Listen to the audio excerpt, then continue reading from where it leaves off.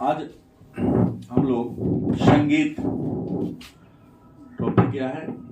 संगीत। अंग्रेजी में कहते हैं म्यूजिक।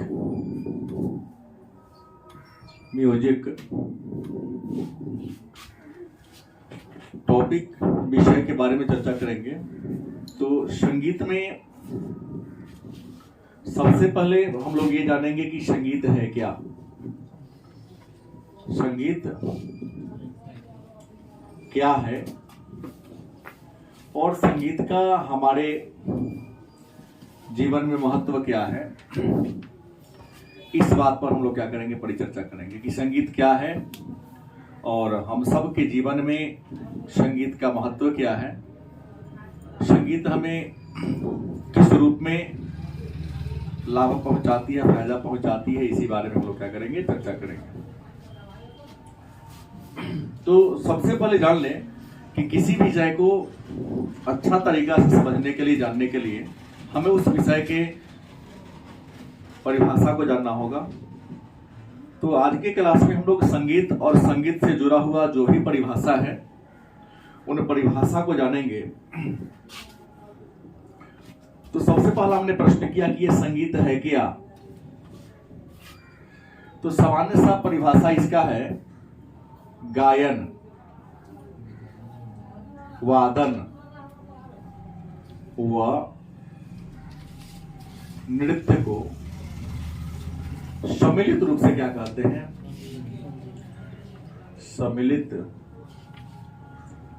रूप से संगीत कहते हैं। मतलब गाने, नाचने, गाने और बजाने को सम्मिलित रूप से, मतलब मिली जुली रूप से हम संगीत के नाम से जानते हैं। एक प्रश्न हुआ कि संगीत क्या है। तो गायन, वादन और नर्तन, नर्तन मतलब नृत्य, गाने, बजाने और नाचने को सम्मिलित रूप से क्या कहते हैं, संगीत कहते हैं। लेकिन प्रश्न है कि संगीत क्या है। तो संगीत को अगर आप देखेंगे तो संगीत दो शब्द, सम जोर गीत, दो शब्दों के मिलने से बना है। ये जो संगीत है दो शब्द, सम और, उस बॉल को ऑफ कर दीजिए, ऊपर से होगा। संगीत दो शब्द सम और गीत के मिलने से क्या है, बना है। इसमें सबसे पहला प्रश्न होगा सम।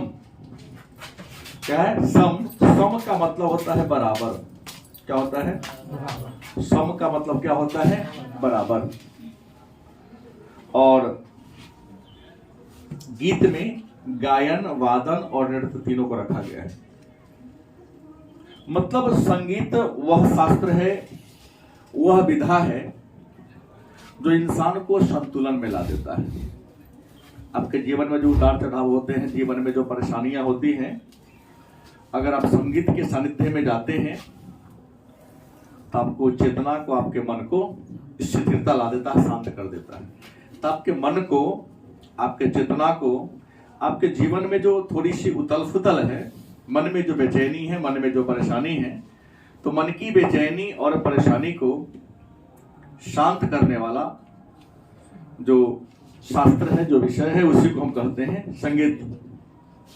मतलब इसका परिभाषा हो गया कि संगीत वह शास्त्र है जो इंसान को साम्यावस्था में, मतलब संतुलन की अवस्था में पहुंचाते हैं। संगीत का परिभाषा आप दे सकते हैं कि संगीत क्या है। तो वह शास्त्र, वह शास्त्र जो मानव को साम्यावस्था, साम्यावस्था अर्थात संतुलन की अवस्था में, संतुलन की अवस्था में क्या कर दे, पहुंचा दे।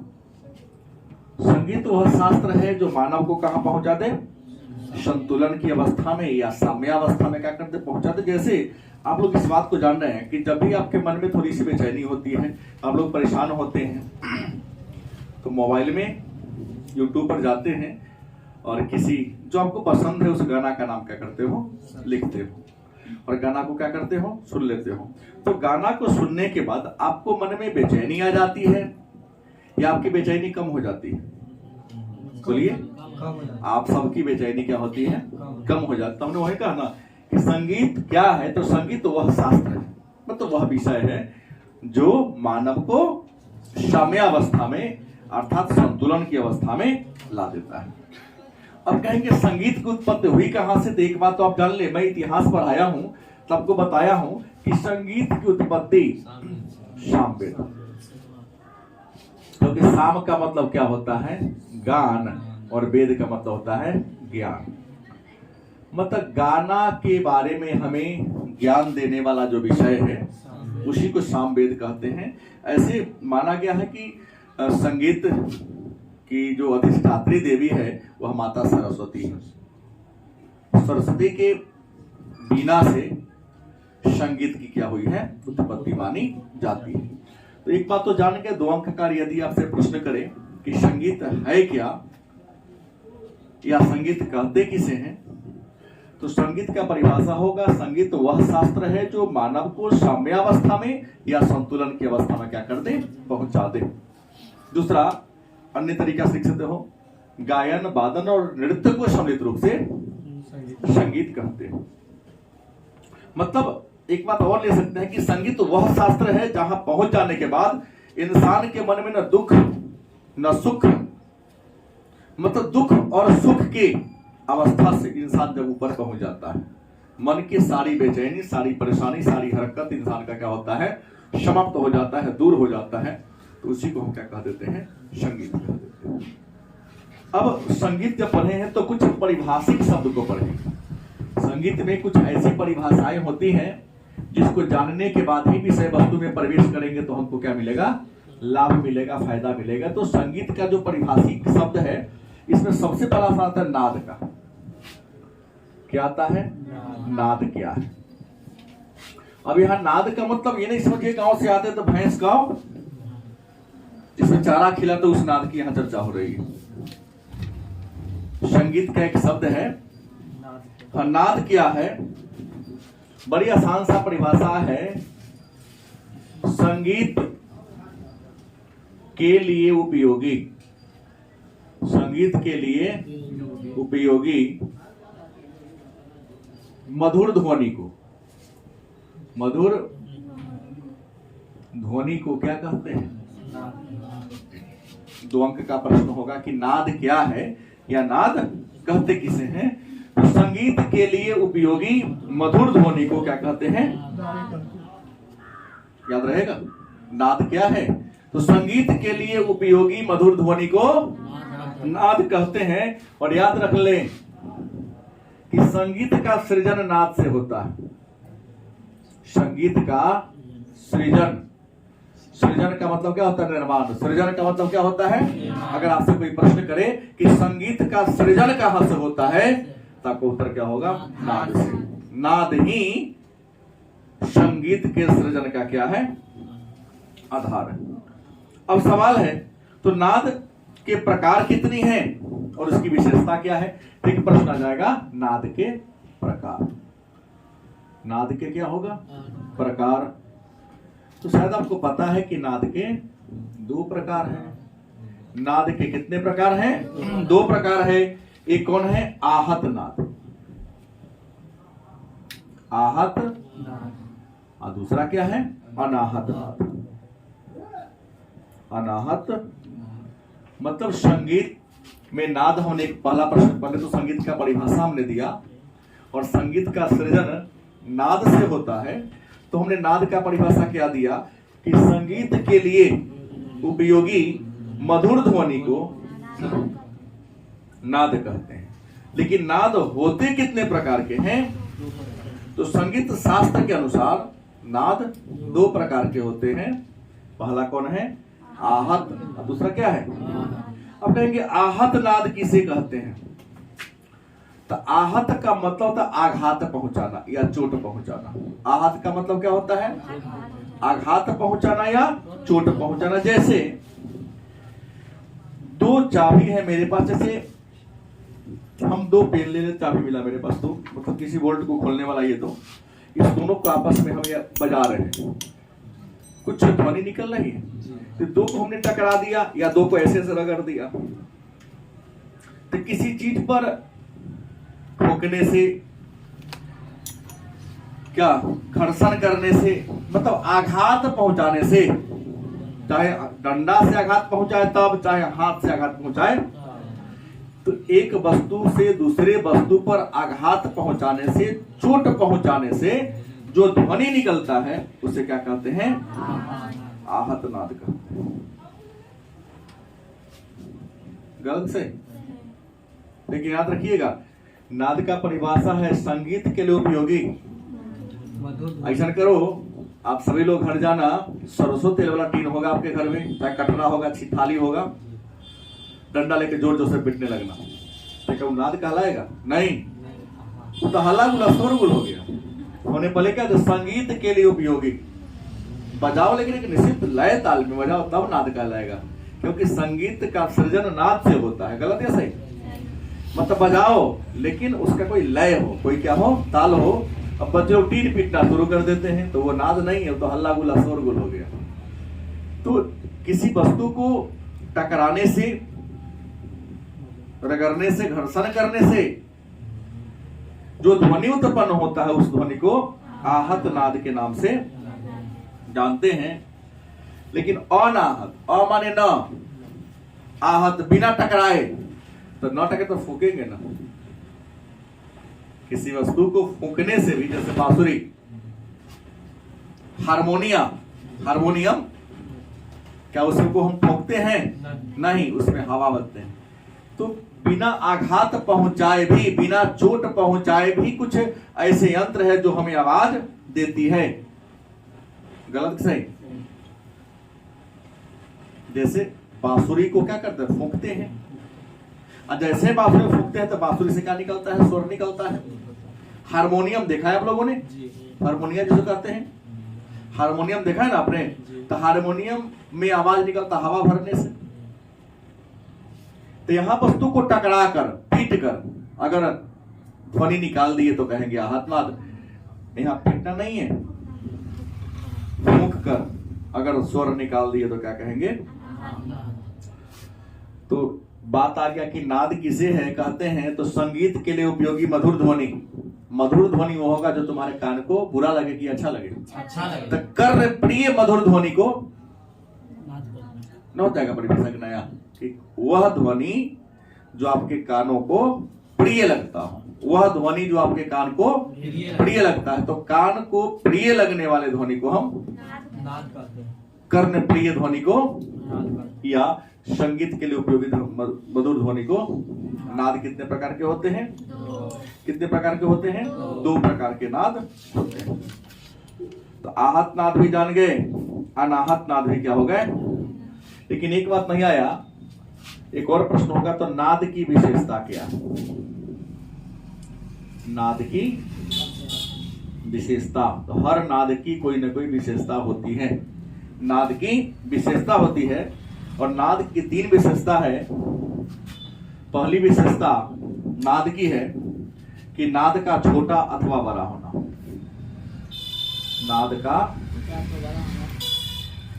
छोटा अथवा बड़ा होना। दूसरी विशेषता है नाद का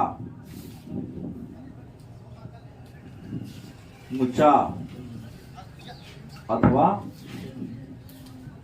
नीचा होना। और तीसरी विशेषता क्या है?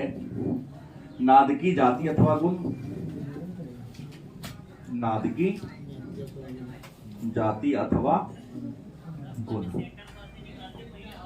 तो यहां पर हमने एक और नया प्रश्न लिया कि नाद की विशेषता कितनी है। याद रखेंगे, वस्तुनिष्ठ प्रश्न में आ सकता है कि नाद की कितनी विशेषता है। तो नाद के 3 विशेषता है। पहली क्या है? नाद का छोटा अथवा बड़ा होना। तो नाद का छोटा या बड़ा होना का मतलब क्या है? तो जो स्वर कम दूरी तक सुनाई दे, जैसे कुछ लोग कहते हैं, हे प्रभु आनंद दाता ज्ञान हमको दीजिए, प्रार्थना में गाते हैं ना। कुछ लोग धीमी स्वर में गाते हैं, कुछ लोग उच्च स्वर में गाते हैं। तो धीमा स्वर वाला को क्या कहेंगे? छोटा नाद। और जो तेज स्वर में गाएंगे तो दूर तक सुनाई देगा, तो उसे क्या कहेंगे? तो छोटा नाद। तो जो नाद या जो ध्वनि कम दूर तक सुनाई दे उसे छोटा नाद कहेंगे, जो बहुत दूर तक सुनाई दे क्या करें, फुल वॉल्यूम में खोल दो, बड़ा नाद कहेंगे। नाद का क्या होना, ऊंचा होना या नीचा होना। देखिए कभी कभी देखते हैं कि संगीतकार या गीतकार जब गाना शुरू करते हैं तो ध्वनि लय बढ़ाने के लिए पहले धीमा गाते हैं और धीरे धीरे धीरे धीरे अपनी आवाज को बढ़ाते हैं ना, तेज गाना शुरू कर देते हैं। तो ऊंचा या अथवा नीचा होना मतलब गाने के क्रम में कई बार हम लोग स्लो मोशन में शुरू करते हैं गाना को, बीच में बहुत तेज हो जाते हैं, पुनः गाना को नीचे गिरा देते हैं। जैसे कोई भी गाना शुरू होता है तो पहले एकदम धीमे स्वर में आता है, जैसे जैसे जैसे बुलेट का इंजन गरमाता है, गाड़ी की गाड़ी तेज होता है, उससे गायक भी पहले धीमा धीमा चलता है, फिर बाद में बहुत तेज हो जाता है, फिर बाद में गाना को शांत करना है तो आवाज उसका होता है, नहीं होता है, होता है। तो इसी को कहते हैं नाद का ऊंचा अथवा नीचा होना। फिर प्रश्न है नाद की जाति अथवा गुण। याद रखेंगे नाद के जाति अथवा गुण का मतलब हो गया कि एक प्रकार के वाद्य यंत्र से एक ही प्रकार का आवाज निकलता है। आप वाद्य यंत्र को आवाज के आधार पर कह सकते हैं कि ढोल बज रहा है, कि तबला बज रहा है, कि नगारा बज रहा है। गलती किसे, ढोल, नगारा या तबला में से कौन सा वाद्य यंत्र बज रहा है, आप इस बात को लगा सकते हैं ना पता। तो उसका तो नाद की जाति, जैसे बांसुरी की आवाज से पता नहीं बांसुरी बज रहा, हारमोनियम से हारमोनियम, लेकिन एक ऐसा वाद्य यंत्र है हारमोनियम, उससे सभी प्रकार के स्वर निकाले जा सकते हैं। बांसुरी भी है जहां से एक से अधिक प्रकार के स्वर निकाले जाते हैं, लेकिन ढोल से ढोले जैसा निकलेगा, तबला से तबला जैसा ही निकलेगा। तो प्रश्न है कि नाद का जाति अथवा गुण का मतलब यह होता है कि जो वाद्य यंत्र बज रहा है तो उसकी आवाज से पहचान लेना कि कौन सा बाजा। कि आप लोग कुछ तो पहचानते होइएगा कि ढोलक कौन है, तबला का आवाज कौन है, हारमोनियम का आवाज कौन है, बिंजू का आवाज कौन है, पैड कौन बजा रहा है। अब तो पैड का जमाना आ गया कि उस पैड पर ही ढोलक, हारमोनियम, नगारा, तबला सब बजा लेता है। पहले 10 आदमी का काम 10 को वाद्य यंत्र अलग अलग आदमी बजाता था, एक ही आदमी 2 लकड़ी की सहायता से पूरे वाद्य यंत्र को बजा दे रहा है। मैं देखा हूं एक आध जगह, इसलिए बोल रहा हूं। अब आ गया चारों तरफ, उसको पैड कहते हैं, लकड़ी की सहायता से वह बजाता है। तो उम्मीद है कि नाद क्या है, नाद के प्रकार कितने होते हैं और नाद की विशेषता क्या है, इस बात को हम लोग क्या कर लिए, जान लिए। तो आज का जो अगला प्रश्न होगा वह हम पढ़ेंगे श्रुति। क्या पढ़ेंगे, श्रुति क्या है, श्रुति कहते किसे, श्रुति है क्या और श्रुति कहते किसे हैं। तो अगला प्रश्न मेरे सामने आ रहा है श्रुति। श्रुति क्या है या श्रुति कहते किसे।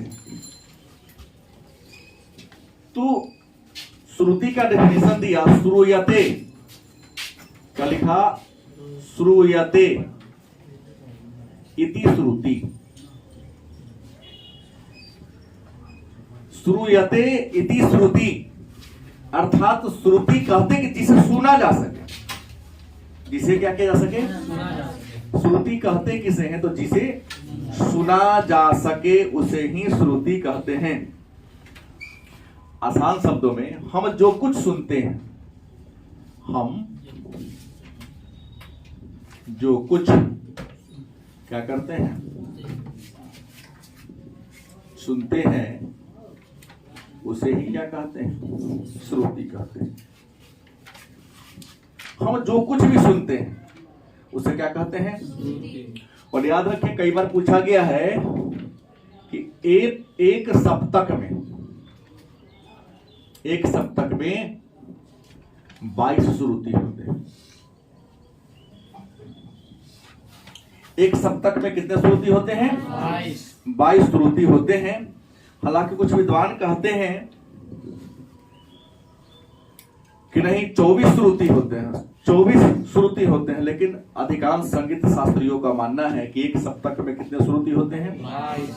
और संगीत में सप्तक है क्या, तो सा, रे, ग, म प द नी, सा रे ग म प द नी, 7 को हो गया। इन 7 को सम्मिलित रूप से सप्तक कहते हैं। सप्तक है क्या? संगीत में मूल स्वर 7 है, नाम है सा रे ग म प द नी। इन 7 को सम्मिलित रूप से क्या कहते हैं? सप्तक। क्या कहते हैं? लेकिन याद रखो, यही आपका क्या है? सप्तक। लेकिन एक बात कुछ लोग कह देता है, अष्टक क्या है? तो सा रे ग म प द नी सा। इसमें पहले स्वर को अगर बाद में लिखते हो जाता अष्टक। सा रे ग म प द नी में यदि पुनः पहले स्वर को दोहरा दिया जाए तो उसे क्या कहेंगे? अष्टक कहते हैं। तो एक सप्तक में कितने श्रुति होते हैं? 22। कितने होते हैं? 22। श्रुति 22 है। नाम है तिब्रा, कुद्वती, गंधा, छंदावती, दयावती, रजनी, रक्तिका, रौद्री, क्रोधा, ऐसे करके 22 क्या है? श्रुतियां। तो एक बात तो और आपने जान लिया कि सप्तक क्या है। तो संगीत में 7 स्वर हैं, सा रे ग म प द नी। इन 7 स्वर को सम्मिलित रूप से क्या कहते हैं? तो यही बोल रहे हो। अष्टक क्या है? कहीं कहीं लिखा होगा आपके जो हाथ में नोट है। अष्टक क्या है? तो संगीत के 7 स्वर में पहले स्वर को पुनः यदि क्या कर दे, हम दोहरा दे, मतलब रिपीट करते लिखे दे, तो उसे क्या कहेंगे? अष्टक। तो यहाँ लिखा हुआ 2 प्रश्न और जान लेते हैं। आरोह क्या है? अवरोह क्या है? पूछा क्या प्रश्न है। एक और आ जाता है, आरोह क्या है?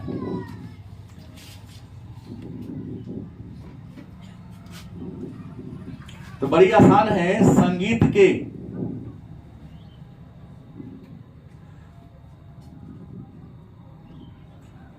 स्वरों के चढ़ते क्रम।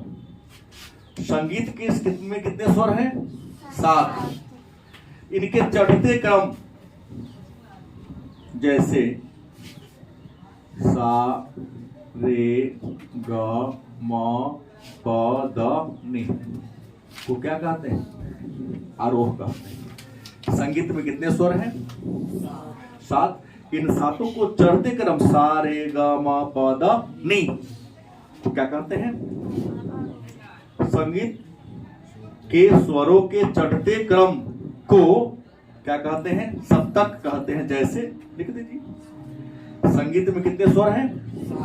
इन 7 स्वर के चढ़ते क्रम को सप्तक कहते हैं। जैसे सा रे ग म प द। फिर होगा आरोह। अवरोह क्या है? एक प्रश्न और जाएगा यहां पर। अवरोह क्या है? आप क्या लिखोगे? संगीत के स्वरों के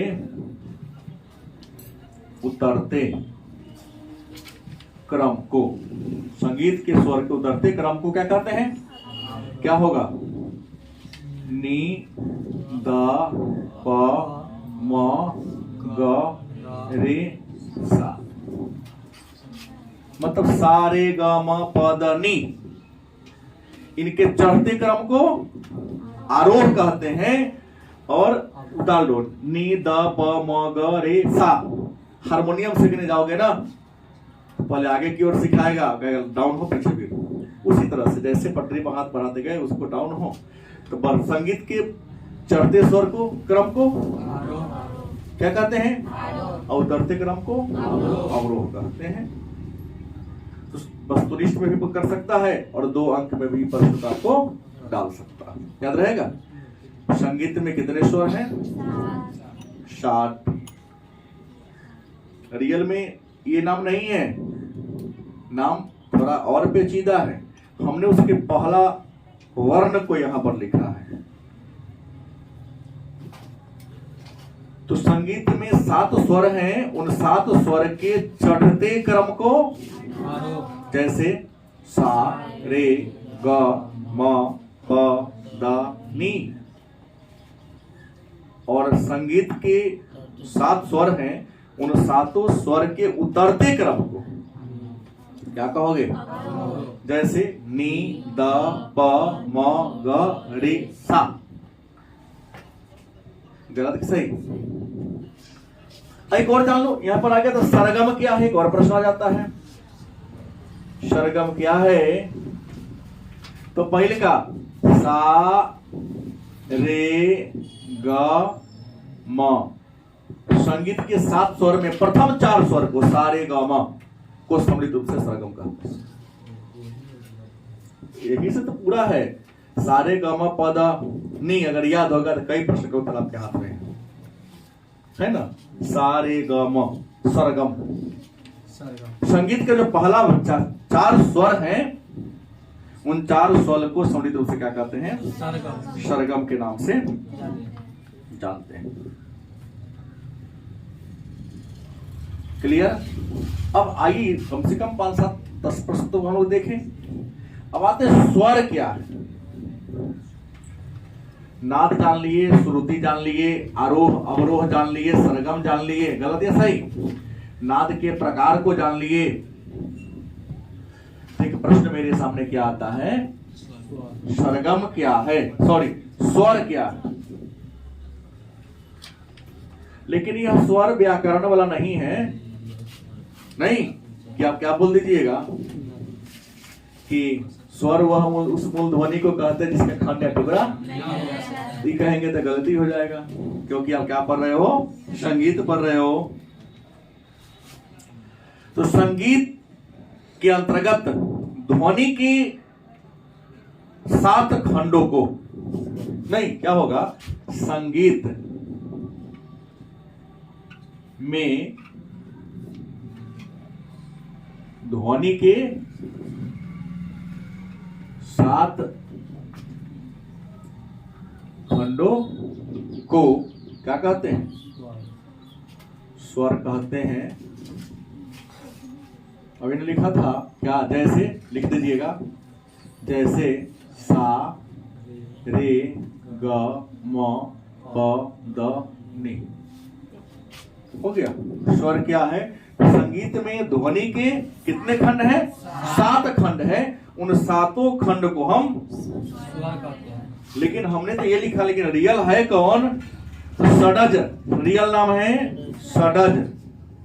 षडज का सा, ऋषभ, ऋषभ का रे, गंधार का ग, मध्यम,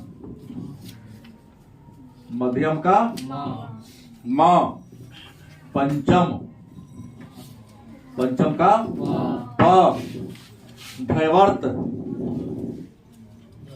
धैवर्त का ध, और निषाद। क्या हो गया? निषाद 1 2 3 4 5 6 7। धैवर्त का यहाँ द लिया, न ध न होगा, सारे गांव प ध नहीं, द लिख दिया ध। ठीक है। तो रियल स्वर ये है, हम इसी का हमने पहले बार शॉर्ट लिखा हूं। संगीत में ध्वनि के 7 खंडों को क्या कहते हैं? स्वर कहते हैं। नाम है सा रे ग म प द। लेकिन सा का मूल क्या है? षडज, ऋषभ, गंधार, मध्यम, पंचम, धैवर्त या दैवर्त भी इसको कहते हैं, कोई दिक्कत नहीं है, और निषाद। ये मूल 7 है। इन मूल 7 को हम, यही स्वर है, इसी को संक्षेप में हमने लिख दिया सा रे ग म प द। तो पूछ देगा कि ये स्वर में गंधार कौन है? ग। मध्यम कौन है? पंचम। धैवर्त का ध, ऋषभ का रे, निषाद का नि। अब यही बात जान गए तो स्वर के प्रकार की बात करता है। स्वर के प्रकार की बात करता है कि संगीत में स्वर के कितने प्रकार हैं। नहीं, व्याकरण में भी स्वर के प्रकार हैं। ह्रस्व स्वर, दीर्घ स्वर और पुलुत स्वर तीन है। वही ना बोला, ह्रस्व स्वर, दीर्घ स्वर और पुलुत स्वर, याद होना चाहिए। और यहां संगीत में भी स्वर के तीन प्रकार हैं। स्वर के कितने भेद हैं?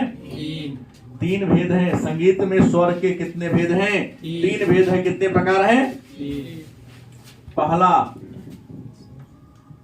प्राकृत या शुद्ध स्वर, मतलब प्राकृत स्वर या शुद्ध स्वर। दूसरा, अचल स्वर। क्या है? अचल स्वर। और तीसरा है विकृत। नामे से क्लियर है, विकृत या चल स्वर। भारी बात नहीं है, थोड़ा हमने कहा ना, इस बार के बच्चे में ज्यादा, अब जो भी नया बैच आ रहा है ना, पहले जितना बच्चों में जुनून थी, जज्बा थी पढ़ाई का, वर्तमान बिहार की जो शिक्षा व्यवस्था है, इस कारण बच्चे गड़बड़ाते जा रहे हैं। क्योंकि पढ़ाई पर फोकस केवल बैग कोचिंग में या स्कूल में तो खुलता ही नहीं है, कोचिंग में ही खुलता है। विद्यालय में तो बच्चे आते हैं लेकिन बैग लेके नहीं आता। बैग लेके आ गया तो मैं किताबें कलम नहीं। शनिवार के दिन ज्यादा बच्चा आता है क्योंकि बैग लेस डे है।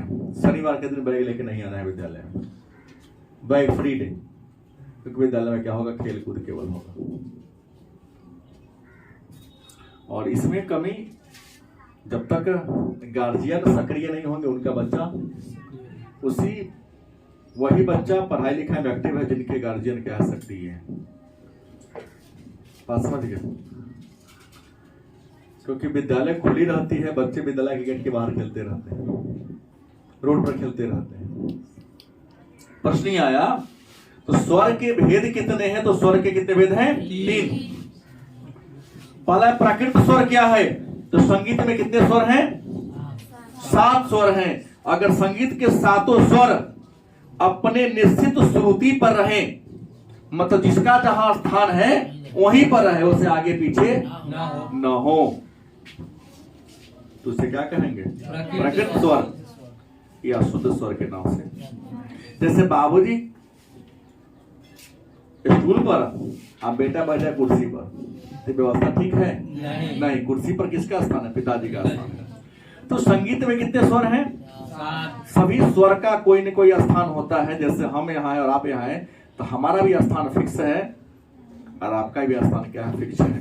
तो जिसका स्थान जहां है, अगर अपने मूल स्थान पर अगर आप रहते हो तो ऐसे स्वर को क्या कहेंगे? प्राकृत स्वर या शुद्ध स्वर के नाम से। मतलब संगीत के 7 स्वर अपने निश्चित श्रुति पर है। लिख सकते हैं, जब स्वर अपने निश्चित कहां रहे? श्रुति पर है, मतलब निश्चित स्थान पर रहे, तो इसे क्या कहेंगे हम? प्राकृत या शुद्ध स्वर कहते हैं। दूसरा है अचल स्वर। अ माने का होता है न, अ माने का होता है न, चल माने चलने फिरने वाला। इन 7 में कुछ ऐसा स्वर है, इसका उदाहरण क्या होगा? तो सारे ग म प के उदाहरण दे सकते हो कि जोन जहां है तो हमें रहे, तो क्या होगा? शुद्ध या प्राकृत स्वर। लेकिन अचल, अ माने न, चल मतलब चलने वाला।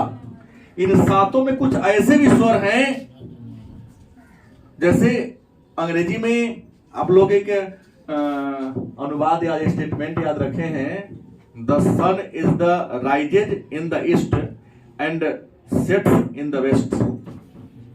शायद सही बोला हूं कि सूर्य यूनिवर्सल ट्रूथ है, सूर्य पूरब में उगता है और पश्चिम में डूबता है। इसको बदल दीजिएगा। मुकेश अंबानी बहुत धनिक बनी का आदमी है, कुछ कर सकता है। 1 महीना बराबर 28 दिन हो गया, बना दिया है ना। कि करने का औकात है उनकी? नहीं करने का औकात है सब। तो मेरा कहना ये है, तो अचल मतलब वह स्वर जो हमेशा अपने मूल स्थान पर है, कभी भी ना अपने से ऊपर जाना कभी, तो वह स्वर चाहे गाना जो हो, ताल जो हो, राग जो हो, मात्रा जो हो, श्रुति जो हो, सबसे वह क्या है, आजाद है। नहीं, ऐसे स्वर को क्या कहेंगे, अचल। और अचल स्वर क्या है, वो है दो गो। पहला कौन है, सा, और दूसरा कौन है, प। देखो वस्तुनिष्ठ में बन गया।